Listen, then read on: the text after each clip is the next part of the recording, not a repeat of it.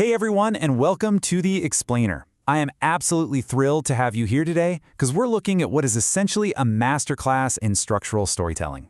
Today we are unpacking a seemingly simple fable from the Fable Cottage called The Bear and the Bee. But as we're going to see, this isn't just some children's story about woodland creatures. No, it's actually a deeply relatable, perfectly structured case study in emotional escalation, anger management, and the blinding nature of pure rage. We're going to break down the exact sequence of events that turns a minor inconvenience into a massive, painful disaster.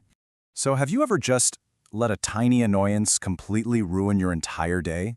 You know the exact feeling. You stub your toe, or maybe you misplace your keys, and suddenly you're so frustrated that you start making irrational decisions that only make the situation worse. Well, before we follow Mr. Bear on his journey today, it is absolutely crucial to establish this core psychological theme. This explainer is ultimately about how a single moment of frustration can completely derail our logic if we don't keep our egos in check.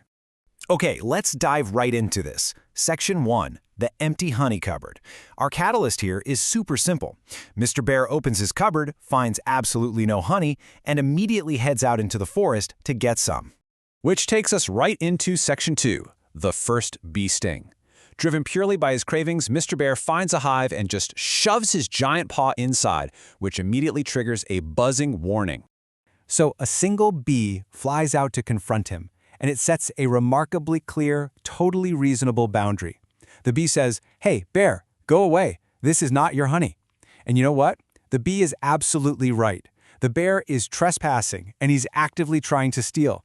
The bee isn't even attacking yet. It's just communicating. It's issuing a verbal warning that Mr. Bear is crossing a major line.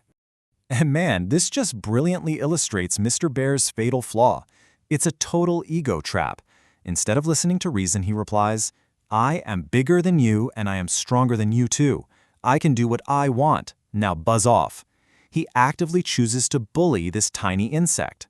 He's relying entirely on his size and physical strength to justify his actions. He literally believes that because he's big, the rules of the forest just don't apply to him. But hey, actions have immediate consequences, right? Mr. Bear completely ignores the bee's warning and stubbornly sticks his paw right back into the beehive. And what happens? Zzz, zing! Owie! The bee stings him right on his nose, literally the most sensitive part of his face.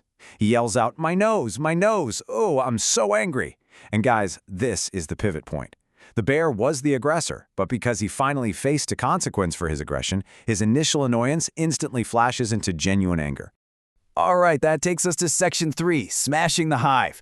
Brace yourselves because we are about to see Mr. Bear's normal annoyance turn into blinding, irrational rage. Let's actually walk through this structured escalation of his emotional state. Step 1, he was annoyed. Then, in his anger, he finds a big stick and tries to hit the bee. He swings and he swings, but the bee is simply way too fast. And because he can't hit his target, Mr. Bear just gets angrier and angrier. He roars, "Garsh, I will squash you, come here!" The sheer frustration of missing pushes him to the absolute breaking point. The bee retreats back into the beehive, and the bear decides to escalate to step 3, smashing the hive entirely. Now, there is some profound irony in his next move. Mr. Bear sees the bee fly back inside and literally yells, "Aha! Now you're trapped!" He actually thinks he has the upper hand here. He thinks he's cornered his enemy. With complete disregard for the situation, he takes his big stick and swings it at the beehive. Smash, smash, smash. He completely obliterates it, just smashing it to pieces. He thinks he's won. He thinks he has successfully used his size and strength to solve his problem. But as we move into Section 4, the swarm strikes back, this terrifying sound begins to build up from the wreckage. Zzz, zzz, zzz. So the crucial point here is the sheer, terrifying scale of it. Thousands, literally thousands of bees fly out of the smashed beehive. Mr. Bear thought he was picking a fight with one fast little bee. His ego blinded him to the fact that the hive wasn't a trap for the bee, it was the home to an entire army. And now they are all out, they are absolutely furious, and they are flying right around Mr. Bear's head. We are now looking at the literal anatomy of Mr. Bear's absolute defeat. These bees do not hold back. Zing! They sting him on his ear. Zing! Zing! They sting him on his elbow. They chase the massive Mr. Bear relentlessly through the entire forest. They sting him on his arms, his legs, his hands, and it's specifically noted, especially on his nose, zing, zing, zing. The very place that started this whole painful ordeal is targeted over and over again.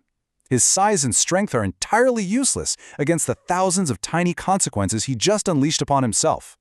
Defeated and obviously in a ton of pain, we reach Section 5, Mrs. Bear's bitter irony. Mr. Bear retreats home, slamming his door shut, only to be confronted by his wife. Now, really notice her reaction here. She doesn't gasp in horror or ask what monster attacked him. She just says, "You did it again, didn't you? You lost your temper." This is an incredibly revealing piece of dialogue. You did it again. This isn't Mr. Bear's first time acting out. He has a known pattern of letting his temper totally dictate his actions. He simply cries, says yes, and counts his bee stings. Mrs. Bear just sighs and grabs the bee sting medicine for her husband. And right as she's tending to his wounds, she casually drops this line, "Also, we have honey in the cupboard. It's behind the flower." Let's just pause and let that ultimate tragicomedy sink in. The honey was there the entire time. If Mr. Bear had just taken 5 extra seconds to move a bag of flour in his own cupboard instead of flying off the handle, none of this would have happened. He wouldn't have trespassed, he wouldn't have destroyed a hive, and he certainly wouldn't be sitting in his kitchen covered head to toe in painful bee stings. Let's move on to our final synthesis, Section 6, the moral lesson. The ultimate truth of this story is simple. A hot temper always gets you into trouble. Unchecked anger completely blinded Mr. Bear. It blinded him when he bullied the single bee, it blinded him when he smashed the hive without even thinking of the swarm inside, but most importantly, his impatience and his quick temper blinded him to the fact that his solution was already sitting safely at home, right behind the flower. His anger created a massive problem out of a non-existent one. Which leaves us with this final, lingering question.